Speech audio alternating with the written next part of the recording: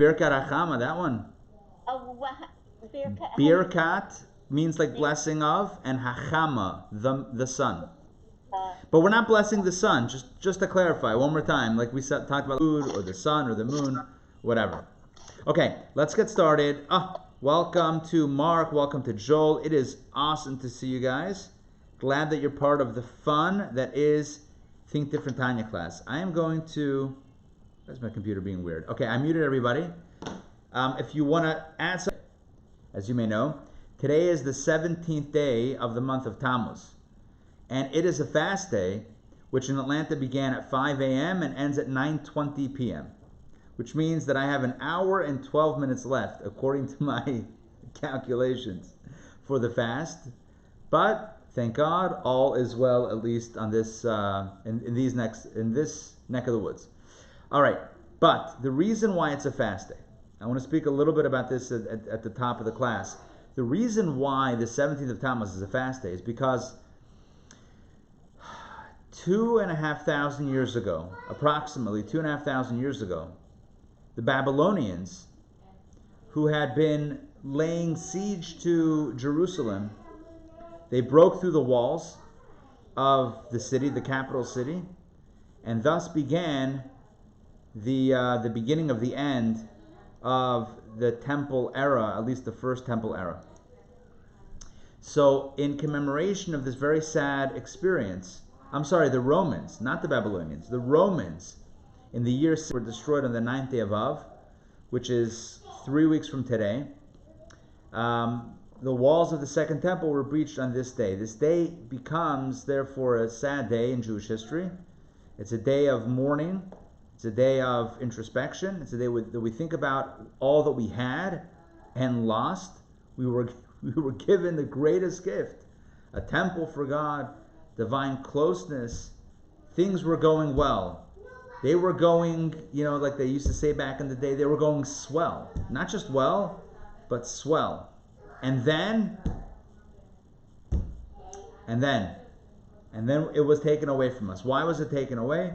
The Talmud famously says that it was on account, the first temple was destroyed on account of the sins of theft and murder and idolatry, like big sins. And the second temple was destroyed because of baseless hatred, because we couldn't get along with each other. The Talmud tells a story of Kamsa and Bar Kamsa. And I'm sure some of you are familiar with the story, but I want to share it again. Nonetheless, even if you know it, it's always good to hear it again. You know what's great about kids? Let's talk about kids. Nate, listen up. You know what's great about kids? It's that if you have your favorite story, you want to hear it again and again, right? When you have a story, you want to hear it again. And you don't tell yourself, well, I already heard this story, I don't want to hear it again. No, the next night, forget the next night, the next minute, you're ready to go. Kids are awesome in general, but also when it comes to stories. Because when you have your story, you want to hear it again. And the truth is, as adults, we should recapture the power of storytelling and listening to, and story listening. Because when we get older, we go the other direction and we say, oh no, I know that story, I don't want to hear it again. Somebody starts telling you a story, oh yeah, I know that story. So what if you know the story? Enjoy the story again. It's fantastic. You liked it the first time. Keep on listening. Kids know that there's a moral, there's a lesson, there's a comfort, there's a connection. And you want more of it, more often, again and again and again. What happens when we get older? Oh, we know everything. No, I know that story. I don't want to hear it again. We have to be more open, once again, to stories. So I want to tell you a story that you might know. Maybe you don't know. Either way, listen and love it.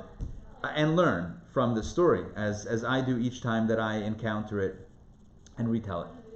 So the story goes, there was a man who lived in Jerusalem. We don't know his name, but we know his friend's name. His friend was Kamsa. Kamsa was his dear friend. He loved Kamsa. But there was another guy in Jerusalem who he despised. He didn't like at all. And that person's name was Bar Kamsa. So you gotta help cup here for a second. You gotta pay attention. Kamsa is his friend. Bar Kamsa, mortal enemy. All right, one day the man throws a party. And he tells his assistant, he says, go call Kamsa, his friend, my friend, go call Kamsa to the party. Invite him tonight, 8 p.m., my house, Tanya study, followed by a bash, a huge blowout, break the fast bash. Invite Kamsa to my house. I'm embellishing, but work with me. So the assistant makes a mistake, and he invites, instead of Kamsa, who do you think he invites? You could probably see the handwriting on the wall here. He invites Bar Kamsa, the enemy. And so now the party's going, and the host is enjoying the party, and it's wonderful. He's having such a great time, and so are all the guests. And then he turns to the corner, to the side, and who does he see? He sees his enemy, Bar Kamsa. He runs over to him in rage. His face is red, and he says, "You! Why are you in my house? Why are you enjoying my party? You get out!" And Bar Kamsa is astonished. After all, he just got invited a few hours ago to this party. He's shocked. Why is he being invited and then thrown out of the party? What is going on? He thought maybe there was some reconciliation happening, and now he is very confused. So he says, I don't understand. You invited me. He's like, "No, I didn't invite you. I would never invite you. You're my enemy. If anything, I invited Kamsa. There was a mistake. You need to leave." He says, "Please, don't make a scene. Let me stay." "No, you have to leave." He says, "Look, I'll pay for my meal. Whatever I'm eating, I'll pay for. I'm not going to take your food. Don't worry. I'll pay. I'll give you money." He says, "No, you have to leave." "I'll pay for half the party." "No." He says, I'll give you the whole party. I'll foot the entire bill." The man says, "No, I don't want you here. You need to leave." And he kicks him out. He throws him out of the house. The man is devastated. He's embarrassed, and now he's angry. He's angry at the man who threw him out. He's also angry at the other people there, the other participants, and the rabbis. Maybe there were some rabbis there who saw what happened and didn't do anything and didn't stop this embarrassment, didn't stop this hurt that happened to him. He decided then and there that he's going to hurt the people that hurt him. And so he went to the Caesar, to the Emperor of Rome, and he told the emperor that the Jews are planning a revolt. One thing the Romans didn't like is revolts, dissent. The Romans were fine. Rome was all about expansion. They had a philosophy with expansion. That is, almost live and let live. Like, you can stay as you are, but we're just gonna put our flag down. It's Rome. It's part of the Roman Empire. Maybe you pay a little tax or whatever it is, but we're not gonna convert you into any specific doctrine or at that point in the Roman Empire. They were fine with letting things go on. But if the Romans felt that you were going to try to overthrow, try to revolt, that was it. You were done. So this man goes to Bar Kamsa goes to the Roman emperor, and he says, "The Jews are planning a revolt. They don't like you." He says, "I don't believe you." He says, "I'll prove it. Send an animal to be brought as a sacrifice in their temple, and they're not going to accept it." Now, just a parenthetical note: the temple would accept sacrifices and offerings from everybody, Jew or non-Jew. It wasn't a prerequisite you had to be Jewish or whatever. So theoretically, the Jews should have accepted the Roman emperor's sacrifice, but unbeknownst to the Roman emperor, as the animal was being transported to Jerusalem, Bar Kamsa was involved in the transportation, and he made a bit of a blemish in a certain place on the animal that the Romans would not consider to be a blemish. If they would look at the animal, they said there was nothing wrong with the animal. We have no idea why it wasn't accepted, but in Jewish law, it's considered to be a blemish, and therefore the Jews did not accept, the temple officials did not accept the offering. So again, the emperor himself didn't go, but the emperor sent official representation along with Bar Kamsa. Bar Kamsa makes a little bit of a blemish. The temple officials take the input. They take the intake. They take the animal. They say, it's not. We can't offer it. And it gets back to the Roman emperor that the animal is fine according to all Roman standards, and it wasn't accepted. So they didn't hear the wrinkle of Jewish law. They just heard the Jews weren't accepting, and this corroborated what Bar Kamsa had said, that the Jews were planning a revolt. And at that point, the Romans came down on the Jews. That was the beginning of the end. And so the Talmud concludes, this is Tractate Gittin, the Talmud concludes and says that it's because of sinat chinam, baseless hatred, unwarranted hate, that the second temple was destroyed. So the first temple was destroyed primarily because we didn't behave toward God. The second temple was destroyed because we didn't behave toward each other. We couldn't get along. The first temple lay in ruins for 70 years, 7-0. The second temple is lying in ruins for nearly 2,000 years, which leads our sages and the Hasidic masters to tell us, you see the difference? You violate something between you and God, all right, 70 years, but you don't get along with each other, that's much more severe. Because all the stuff between you and God you can fix. Stuff between us, we can also fix, but that has more of a serious impact. And so on a day like today, I wanted to make sure to do a class. I was debating, fast day, whatever. I wanted to make sure to do a class because if there's one thing that we need to do on a day like this, it's think about important themes, study some important themes, and primarily on a day like today, think about what is the cure for the problem. The root of the problem is baseless hatred, sinat chinam, not getting along. And by the way, I call it baseless hatred. Everyone says they have a reason. This is a theme we've been discussing Sunday mornings. Everyone's got a reason why they dislike someone. That's what we call baseless. All the reasons, exactly, that's the point. That's called baseless hatred. So everyone has a good reason. We think different, we look different, we act different, we believe. All wonderful, all great excuses. Bottom line is, forget the excuses, forget the justifications. Can you heal that relationship? Can you build a bridge? Can you reach out to the other person? Does the ego get in the way to say, no, let them make the first move? All of that is why, listen, I'm not pointing fingers at anyone specifically here. I'm just saying in general, this is why we're still here. This is why Mashiach is not here. This is why we don't have a third temple. This is why we're still in exile. This is why. Because we have all the excuses in the world and we're still not getting along with everybody. And that's why we're here. So, on a day like today, let's recommit to the antidote, to the cure for galut, for exile, for all the pain and suffering that we've experienced and we continue to experience. The cure is ahavat chinam, loving the other unwarrantedly. I don't know, however you would modify that word, right? Just like baseless hatred, baseless love. I love you even though I have no reason to love you. I love you even though I might have every reason to not love you. I don't care. I still love you. Just like we can dislike irrationally, just like people can hate irrationally, you and I can love irrationally. And love is infectious. So this fits well with the theme that we're exploring in Tanya, which is all about love. Now, of course, in Tanya we speak about divine love, loving God and what that means.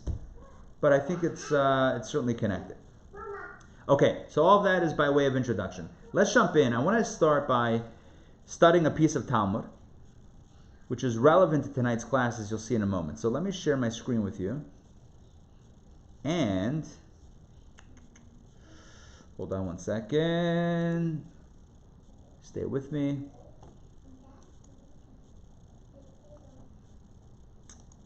Okay, let's try this one more time.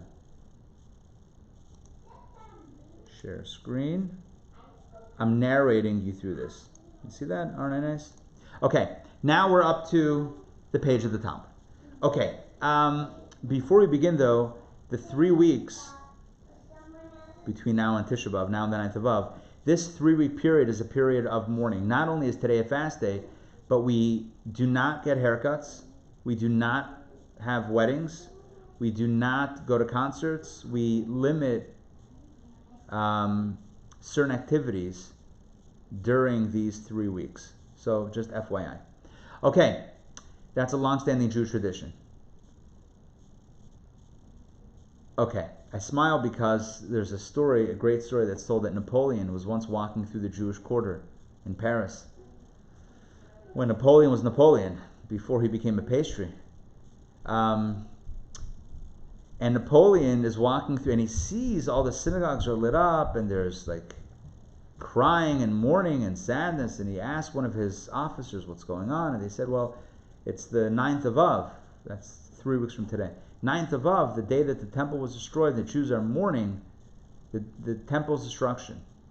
And it's reported that Napoleon said to his officers, a people that 1700 years later are still mourning the destruction will yet again celebrate its rebuilding.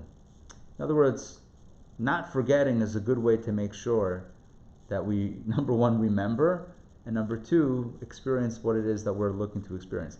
But it's not without the work. We have to do the work, as I mentioned before. Okay, let's jump into this story. This comes from Tractate Avodah Zarah, which literally means idol worship. Don't worry, the Talmud is not telling us how to worship idols. It's telling us about not worshiping idols. This is page 17a.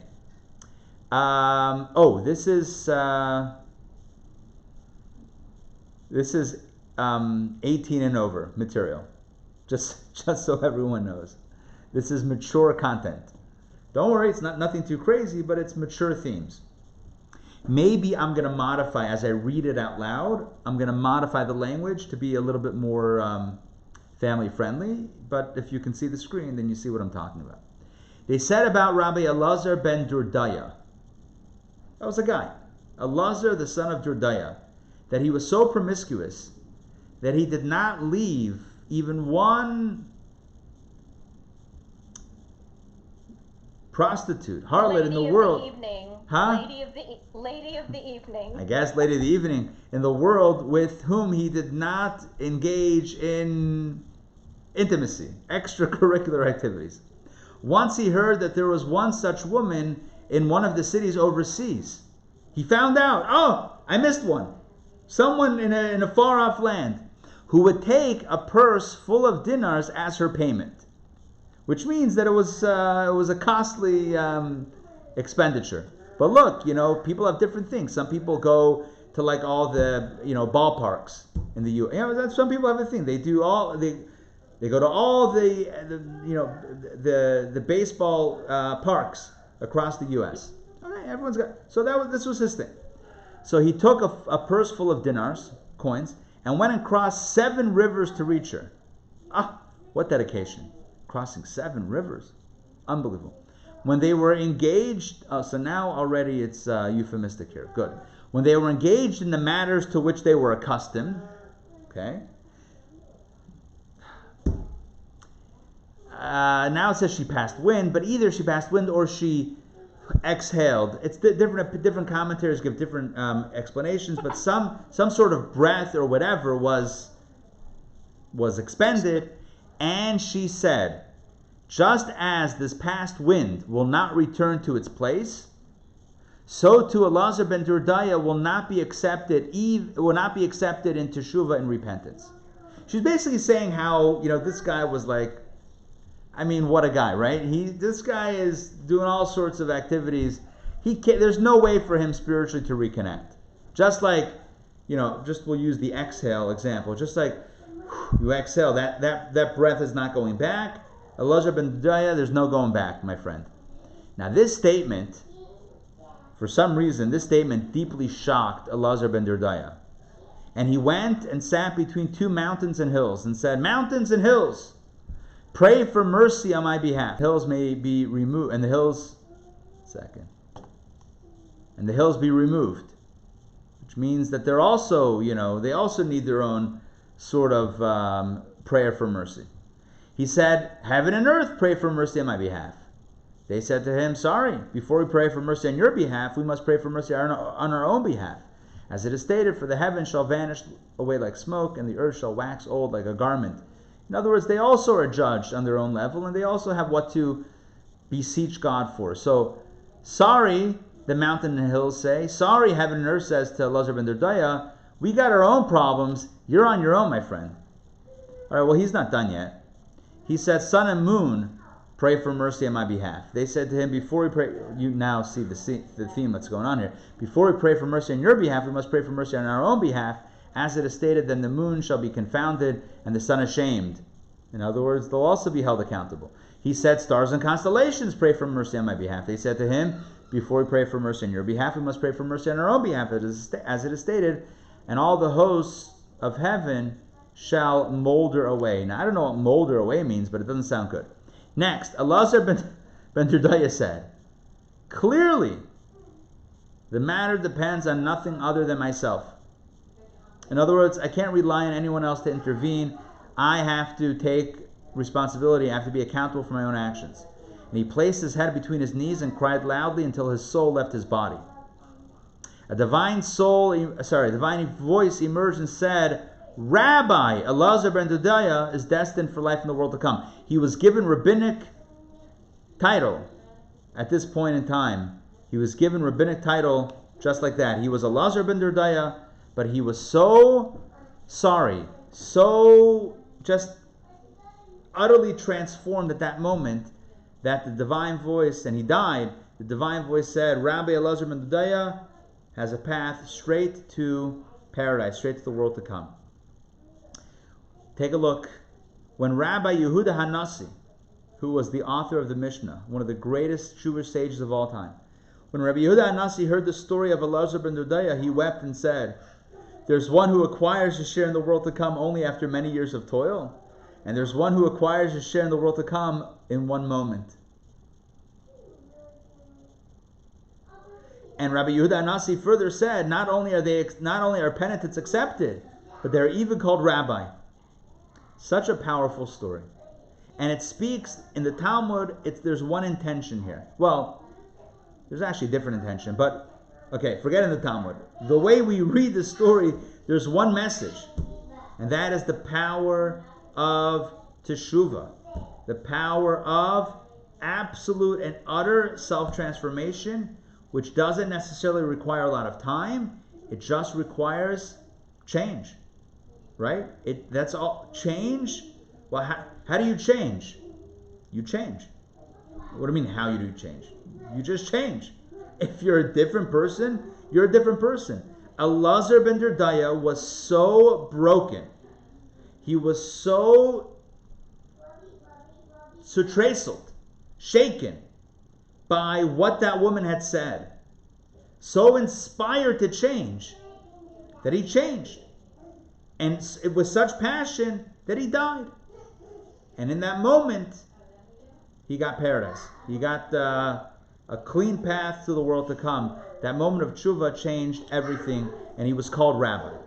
By the way, most people read the story of Rabbi Yehuda Hanassi reflecting and saying, somebody gets it after a whole life of work, and somebody gets it in a moment, and he's crying. He wept as he said this. So most people typically understand, if I were to ask, if you would have a dialogue, why did Rabbi Yehuda Hanassi cry when commenting that some get the world to come after many years of toil and some get it in one moment? So some say, because he's sad, because look, he's living a good life day in, day out, and it's so much work, and this guy gets it like that, so he's crying for all the work that he has to do. That's a cynical way of understanding the tears of Rabbi Yehuda Hanassi. He's crying tears of joy. Look at the hope that exists for everybody in one moment to utterly transform who they are, the definition of self, with true accountability, true owning one's reality, and saying, I don't want that, I want a different reality, and taking responsibility. That's it, in one moment, absolute change.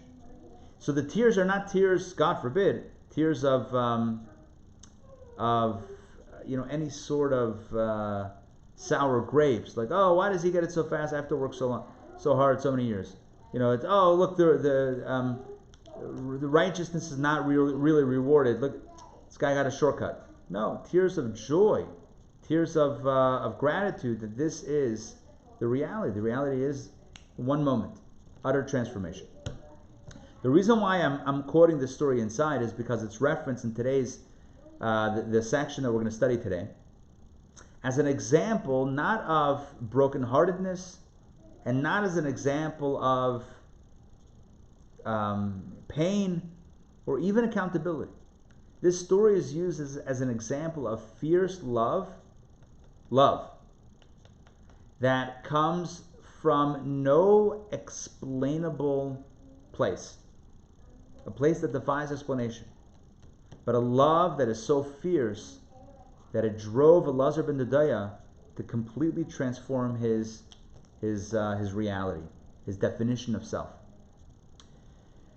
So I wrote in the email that I sent out very late this evening that there's two forms of love. There are more than two forms of love, but for right now, let's talk about two forms of love. There's a rational love, a love that makes sense. I'll give you an example. You're in the market to buy a new car. And so you're looking, you're researching, what are the good cars? What's a good car to buy? Based on your needs, based on your finances. Yeah. And you arrive at what seems to be the perfect car. And you're like, wow, this is great. It has all the features that I want. It looks nice. It's affordable. It's fantastic. Oh, I can't wait to test drive it. I'm so excited to go to the dealership and get behind the wheel, and I want to purchase it and drive it. It's going to be amachai. It's going to be beautiful and wonderful. You're excited. You love this car. You fall in love with this car. But the love is a rational, intellectual, logical, orderly conclusion. In other words, you thought about what you need, you thought about what this car has, and you concluded it all lines up. So you love it, but it makes sense. There's sometimes that love can come out of nowhere. You're not expecting it. You could never predict it. That this person should love that thing. Couldn't see it in a million years. You ever have you ever have that situation where suddenly you fall in love with something and it doesn't make any sense, or someone it doesn't make any sense? Yeah, it defies logic.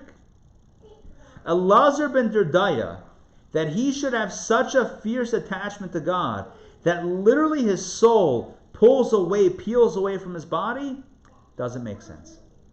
That he should have such an intense longing and cleaving to God that his physical body can no longer hold his soul back, doesn't make any sense. Look at him. Look at what he's done. There's nothing in his life, there's nothing in his past that would give us any indication, that would cause us to believe on any level that this guy would have such a yearning for God. There's no way. This Elazar ben Dodaya, I could tell you other things that he has love for or desires, not God. This guy, where'd it come from? If you ask Elazar ben Dodaya, he also couldn't tell you. There's nothing logical about it. There's no logic. Yeah, when I was a kid, and then when I was older, and then lately I've been dabbling. No, nothing. No, came from nowhere. Suddenly, yeah, I know that the woman said there's no, you have no chance, you have no hope, and that kind of, yes, okay, there was that statement. But, that could also have been discarded. He could have said, I don't care. On the contrary, if I'm so far gone, well then, party's on, baby, right? I mean, let's keep the good times rolling. But no, where does that come from? There's something driving him. This is the example of love that comes out of nowhere. A desire, a passion. I don't know what other word to use. A fervor. That which led him to lose his life. We call this in Jewish thought the experience of kalot hanefesh. I'm going to write it in the chat box just so you can. Let me stop sharing for a second so I can see all y'all. All y'all. That's a good usage of the word right there. I'm just self-deciding it was a good usage. Kalot hanefesh.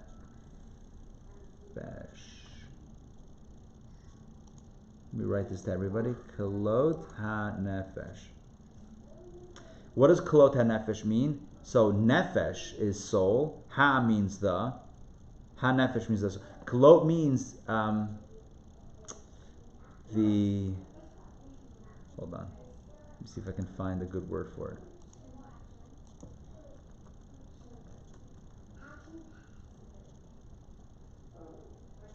No. It's like the expiration of the soul. the soul expires. Not like that milk in your fridge that you let go a little too long. I don't mean that. I mean like the soul is so in such a state of ecstasy that the body can no longer contain the passion. Okay, look, here's how it works. The soul by nature is pulling upward, not physically, but conceptually upward. The body by nature is pulling downward. So what holds it together? Some good luck and whatever, right? I mean, it's held together. It's a very tenuous relationship. It's a very fragile life is very fragile, right? The moment there's any weakening, the moment the body is a little too weak to really like suction, if you will, the soul, that's it. That's what death is. When the body is compromised, past beyond a certain point, it's weakened, nothing holds the soul back anymore. And the soul, voices. No, not voices. Not voices of the soul. That's kolot. Oh, yeah. Huh. I see why it says that. No, different word. Different. It's a kaf instead of a kuf. Doesn't work in English. It's not. You're not. Anyway, so getting back to what I was saying. When the body becomes compromised, right? Illness, God forbid, old age, whatever it is, right? Sudden trauma. The body is compromised. It can no longer hold on to the soul. It's like a container, like a vacuum that has to be constantly pulling the soul down, or else. I'll give you an example. It's like fire. Yeah, you light a candle on fire, right? So what happens? It burns until there's nothing left to burn, and then what? The fire goes out. Where does it go? What happens to the fire? Fire is always pulling up. You ever notice that? Take a candle, bend it sideways, the flame is still going up. Fire is the most spiritual of the elements, and it's a great symbol of the soul. Not perfect, obviously. It's not a soul, but it's a symbol of the soul. Ner Hashem Nishmat Adam. The candle, the flame of God, is the soul of man. The soul is compared to a flame, to a fire. So take a candle, right, and turn it sideways. You know what? I got a candle behind me. I even used a candle, I don't know, in a class recently. Let me go to my go-to candle.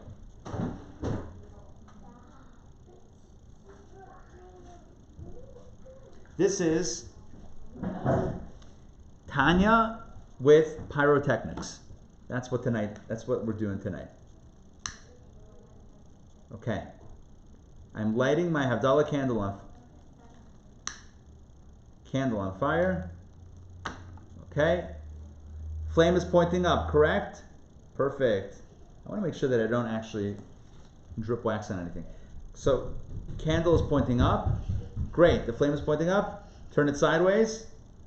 Pointing up. Still, well, now it's windy for some reason. Oh, hey kids. Hey guys. Now they want to see. Okay, wow, that's a big fire suddenly.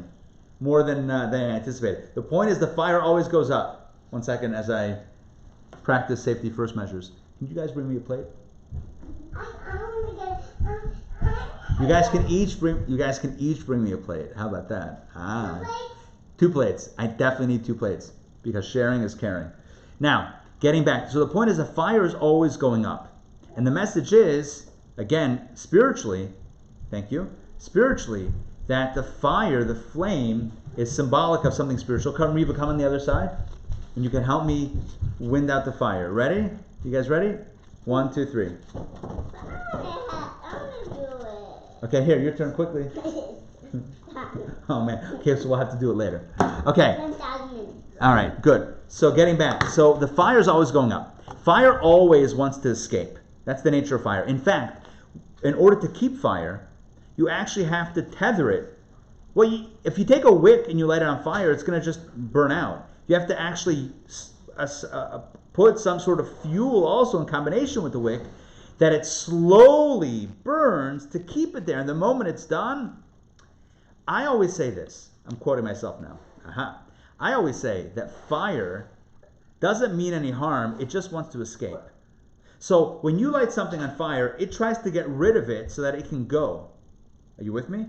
It tries to destroy what's holding it down so that it can be done. Mark, you look so intense. I love it. Fire is looking to get rid of what is holding it down.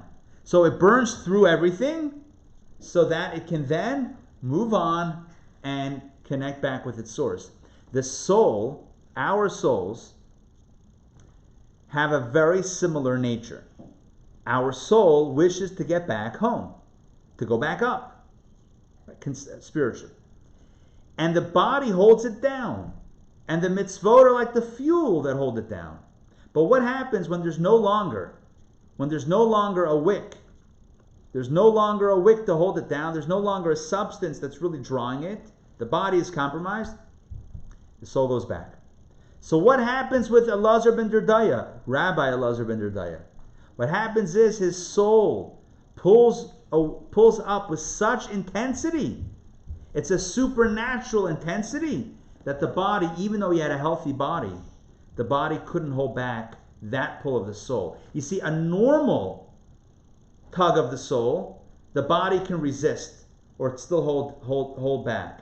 But a super pull of the soul, a super passion, the body can't hold that back. That's what Kabbalah says happened with the sons of Aaron, Nadav and Avihu. What happened was, they were so excited on the day of the inauguration of the Mishkan that they also experienced Klot HaNefesh, this expiration of the soul. The soul expired. What does it mean? It expired. It means that the soul, maybe that's not even a good translation, the soul elevated. The soul pulled away so intensely, the body stood no chance, had no chance. The soul just jumped out of the body. And that meant death. The soul continues on, but that meant death. You guys can see me somewhere behind the Reeves? Okay, great. All right, so now with this in mind, with this story in mind, and the message of love, right? How passionate, this incredible love that Elazar ben Derdaya had, the love that propelled him upward and outward. So now we can jump in to our Tanya session for today. Okay, I'm going to find the right place here. Thank you, Reeves. Okay. Here we go. Yeah. Reva agrees. Right? Do you think we found the right spot? Awesome. Awesome sauce.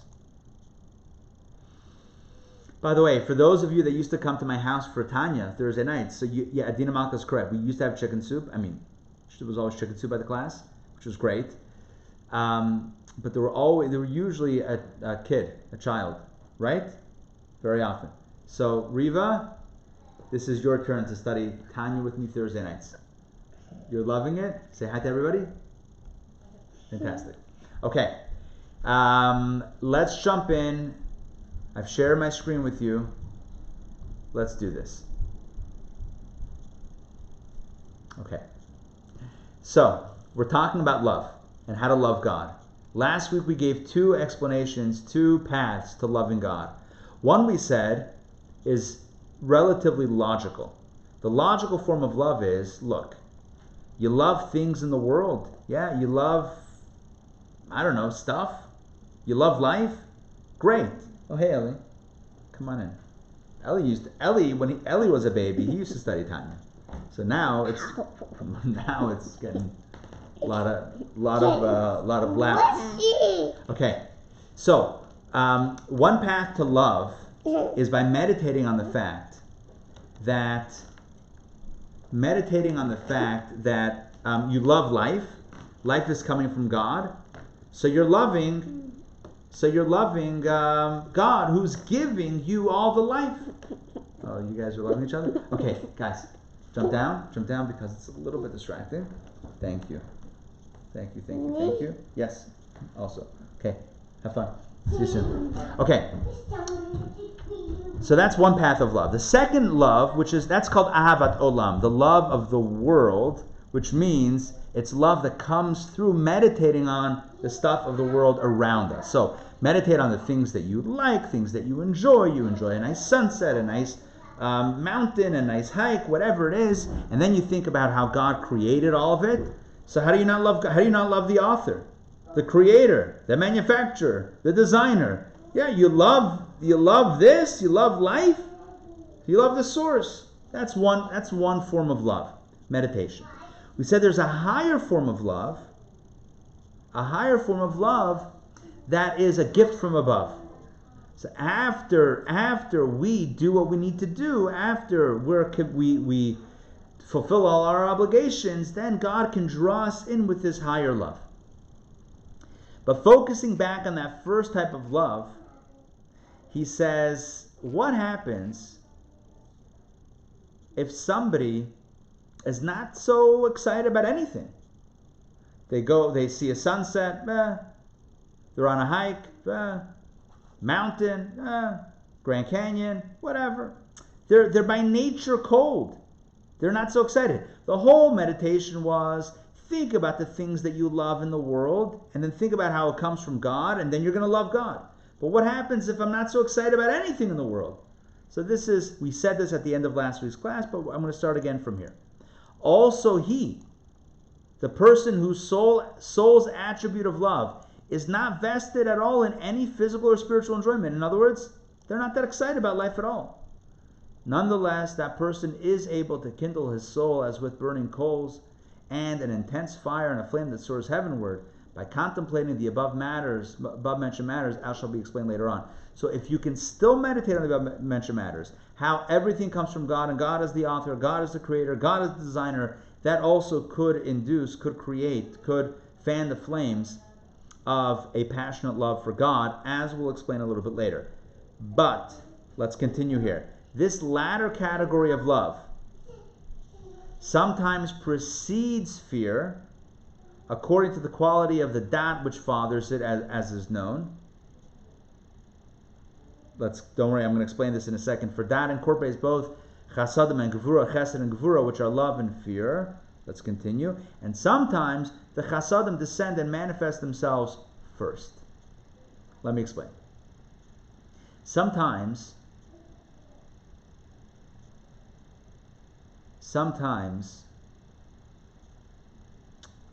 there is, give me a second here.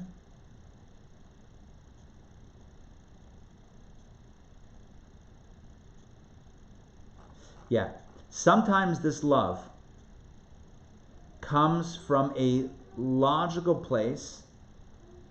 We said it's based on a meditation, but sometimes it comes from a place that precedes fear. Sometimes it follows fear. What is fear? Fear doesn't mean fear literally. Fear means a basic sense of respect and a basic sense of awe and reverence toward God Almighty. On a very practical level, it means doing what you should be doing and not doing what you shouldn't be doing. On a very basic level, for somebody to say, I would love to do X, Y, and Z, but I respect God too much to do it. That's what we call fear. It's like in a relationship. If you love someone, okay, well, you also could love someone else. It's not a contradiction, right? I love you and another 3 people. That's the person, the first person might say, well, I don't like that. But you say, well, I still love you. They're like, yeah, and all those other people, that doesn't work for me. So then there's a problem. But when it comes to the other side of the emotional coin, so to speak, which is the fear or the respect, so then it's a different case. Then you say, I love you and I respect you. And because I respect you, I'm not going to give my heart to someone else. I won't do the same things for someone else that I do for you, because I respect you and I have reverence for you, and it's another emotion. It's not just love, it's something else. That keeps us on the straight and narrow, so to speak. That keeps us in a good place. and not doing things that we shouldn't be doing. In a human relationship as well as in a relationship with God. So love brings us closer to God, but fear makes sure we stay with God. So he says sometimes this love of God can come before fear. In other words, it can come in a person that doesn't actually have that reverence for God, but they love God anyway. Sometimes it's the other way around.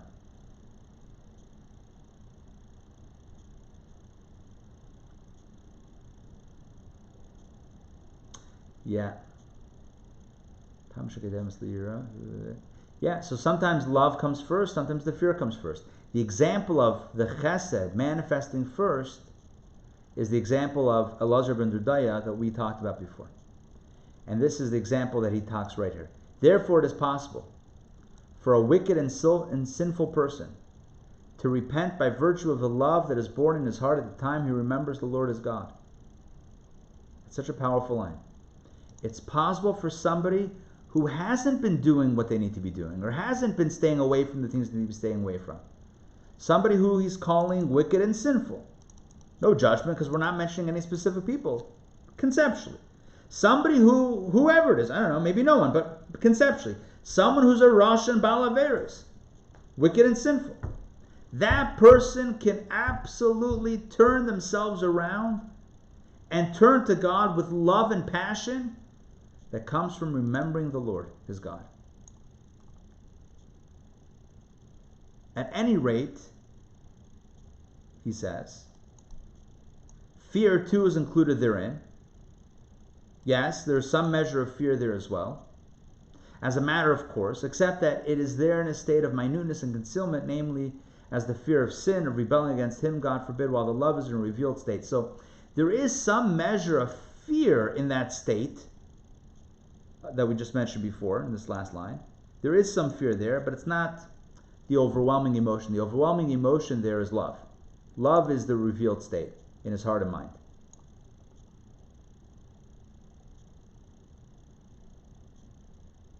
So it's possible that a person, having not been carefully, mindfully walking a path toward God, living a life of, let's say, indulgence, might one day be inspired with the love of God that propels him or her on a path toward God. Not having been precipitated by the fear, i.e. by the commitment to a certain lifestyle that is respectful of God, but, kind of just an open, doesn't matter what, doesn't matter when, whatever, can suddenly be filled with love, and that propels him down the path. He says, but this is the exception, not the rule. It usually doesn't work this way. Look what he says here. However, such a case where the wicked and sinful person should suddenly attain the love of God and become impenitent, where love precedes fear, because the love comes out of nowhere. It's not precipitated by commitment or surrender. It's just love out of nowhere. He says that's an extraordinary occurrence and an emergency prescription. He says it's like sometimes it happens out of necessity. That person needed it and it happened, and God maybe helped them out, whatever it is. Yeah, through God's particular providence as the occasion requires, as happened with, you guessed it, Rabbi Elazar ben Durdaya, the hero of the story that I quoted from the Talmud, Avodah Zarah, page 17a, which I just toggled once again on the screen. So here in Tanya he says like this, that the normative, I want to say this straightforward. The normative path, he says, is number one, commitment, a measure of surrender, responsibility. God wants me to do this. I would love to do other things, but you know what? I'm committed. I'm going to do it. And from that commitment, slowly, love develops. From the commitment, which we call fear, from that surrender, which we call fear, a different side, a different emotional side emerges, which is an appreciation for God. I've been doing it, slowly but surely. You know what?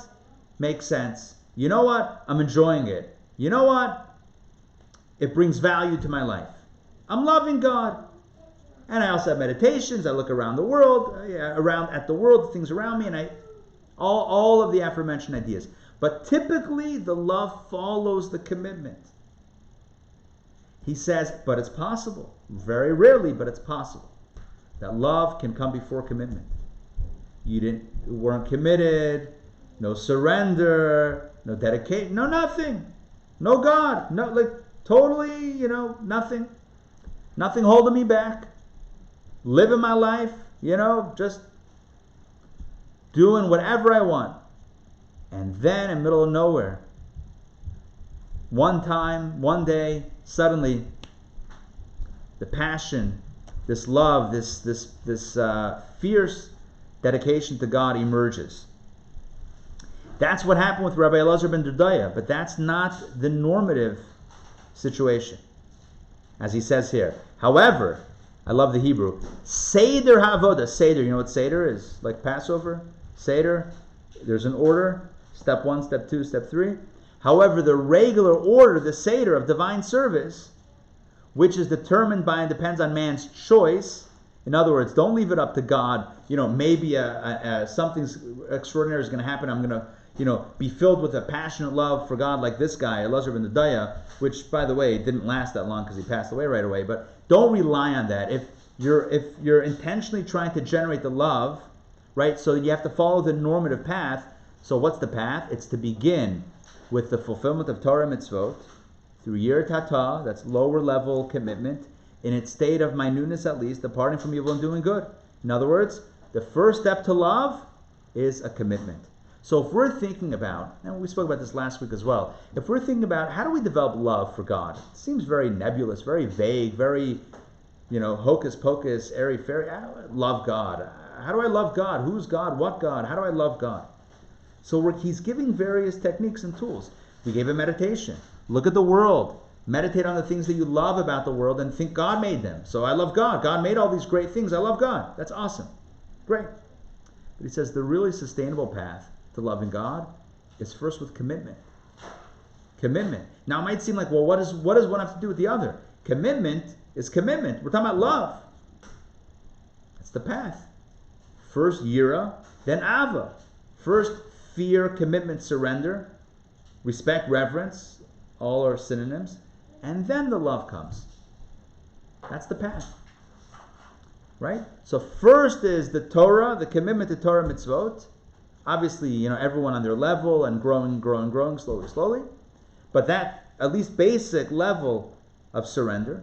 And then the love can come. Why does this help? Look what he says. Because when one is committed to Torah mitzvot, that helps so as to illuminate his divine soul with the light of Torah and its commandments. Whereupon the light of love will also shine upon it. Torah is light.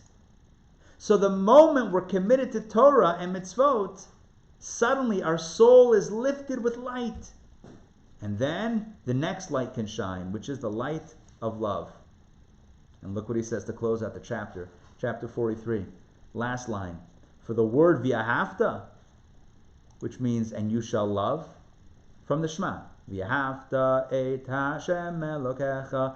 You shall love the Lord your God, right? Love. You shall love v'ahavta. That word has the numerical value twice that of our light. Light in Hebrew, Aleph Vav Resh, 208. Aleph, 207. 2, Aleph is 1, Vav is 6, and Resh is 200. 1, 6, and 200 is 207. Yeah? So 207 times 2, 414. Correct? Why is my math a little bit slow? Maybe it's the end of a fast day. So my math is a little bit slow. Oh, here we go. Hebrew. Aleph Vav Resh. 1, 6, and 200, 207. V'ahavta, let's do the math together. 6 plus 1 is 7. Plus 5 is 12. plus 2 is 14, plus 400, 414. The Yahafta is 414. This is 207. Our light is 207. Love is 414. What's the message? Love, the Yahafta, is 2 times light. What 2 times light? The light of Torah and then the light of love. How do you get love? It's by having that first instance of light. Without the first time of light, without the first 207, you're not going to have the second 207. If you want to love, you have to have the first instance of light, which is the Torah's light. So first commitment, surrender, and then the love can blossom. And now I want to make it very practical. People talk about love in relationships all the time. People talk about love all the time. And typically when they talk about love is at the beginning of a relationship. When people first fall in love and there's infatuation and lust and all of these really, really passionate emotions with love. Is that real love? It's not real love. That love is easy to crash. How many times does that love crash? Right? Relationships that felt so good, a week later are done. What happened? What happened? Because that love is not real love. That's not love. You know what love is. You now know what love is. Love always needs that first half, which is the commitment. Show me people, a couple, whatever, that have been together for years, right? Committed to each other, doing for each other. That's, if you want to talk about how love is born of commitment, of dedication. The love that comes before the commitment is easy love, but easy come, easy go. The real love is the love that's built on a foundation of commitment, right? So you look at a couple that's been married for 50 years. Kanainahar, right? 50 years marriage. It's fantastic. God bless them. And you look at them, and maybe they're not, all googly eyes like that young couple first in love. But who has the deeper love? Come on, who has the deeper love? A couple that's been together for 5 decades. Yeah? A New York accent just came out. I don't know why. But a couple that's been together for 5 decades, committed to each other. Day in, day out, he makes her breakfast. Every morning he's, scrambling eggs and making her breakfast. Every morning, she talks to him about, politics or current, whatever it is. Every day they have their routine. That's love. That's love. So let's talk about God again. Yeah? Elazar ben Dudaya, out of nowhere, loves God. Poof. Easy come, easy go. Rabbi Elazar ben Dudaya, I get it. Tshuva, wonderful. Transformation, kol hakavod. Rabbi Yehuda Anasi is crying about it. Wonderful. But in chapter 43 of Tanya, at the end, as we just concluded chapter 43, he says a simple point. You want love? You want to love God? You got to do the work. What's the work? Meditation? No. Also, but no, that's not what I mean by the work. What have you done for God today? Simple question. What have you done? What have I done for God today? I don't mean you. I mean me, you, me, right? Us. What have we done for God? That's where the love comes.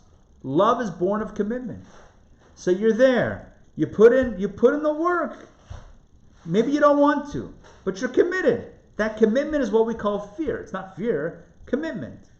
Even when it doesn't feel so amazing. Commitment.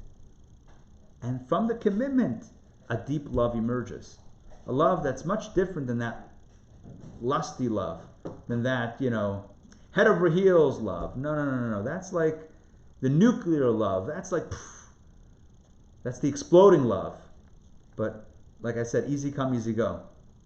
The real love is the love born of commitment. Dedication, day in, day out. Yeah, there's a lot of other stuff out there, but no, this is the person that I'm dedicated to. This is who I'm giving to every single day. That's where the love really shines. So too with God. So every day, if we wish to be in love with God, simple. Ask yourself the question, what have I done for God today? Right? What have I done outside my comfort zone? Or inside my comfort zone? Whatever. What have I done for God? But because of God, not because of me, because of God. What have I given to God, so to speak? That's the question. And that builds a foundation for the love to emerge. Remember, love is 2 times light. The light of commitment and then the light of love. But you can't stack the love on empty space unless it's an accident or a once in a blue moon experience like Elazar ben Durdaya. But otherwise, it's nested. It's built on a foundation of commitment. Hope that made sense. That's the end of chapter 43. So, the moral of the story is, commitment sounds boring, but it leads to love. Commitment sounds, trudgerous. I don't know if that's a word. Trudgerous? I don't know. Trudge? Is trudge a word? Not drudge. Help me out. Somebody unmute yourselves. Help me with the grammar here. What's the word? Trudgery? Is that a word? No. Drudgery. Drudgery with a D. Drudgery? All right. Yeah, I think that's the word. I guess. I think that's the word. Now I can't. I know. It's one of those things like Joel? Yes, drudgery. Drudgery. Okay. Fine. There we go. Drudgery. So, I don't even know why I said it now. See, once I got it, now it's like, who needed it from the beginning? No. Drudgery, it seems drudgery. It seems boring. Show me something. Show me action. A movie about love always shows something volatile. They fell in love, they fell out of love, back in love, A story of just 2 people just doing stuff for each other, day in, day out. It's not the stuff of Hollywood, but that's where the love is. So, every day let's think about God. Let's think about, what am I doing today? For God, not for me, for God. That's love. That's love. That's not cardiac love or cardiac Judaism. That's where I love God in my heart, but I'm not, right? That's action Judaism. Doing something for God, for the relationship. All right, that's it for today. Thank you. And I want to just circle back to the original theme. When we think about doing something for God, you know what God wants more than anything else? Us to get along with each other. A parent wants nothing else, nothing more than for their kids to get along. There's nothing that is as nachas giving, joy giving, than children getting along, and there's nothing as devastating as the children not getting along. Can you imagine what God feels? The pain every time there's tension between us? So, not for ourselves. Do it for God. Get along with someone else. Do it for God. Let that be the daily commitment. And with that way we connect the beginning and the end of the class. All right, thank you for joining me tonight for Think Different. Hope maybe you're thinking different than before. See you soon. Next week we're back on, but I'll see you before. Hold on. Next week I may be doing some traveling. All right, we'll see. Listen, the good news about Zoom is always available. So hopefully, no matter where I will be, we'll be able to have the class. All right, thank you. We'll see you. We should all have good things, good blessings. Pleasure. Thank you. Great. Thank you all for being here. Thanks for. Thank you so Pleasure. much. See you soon. Take care.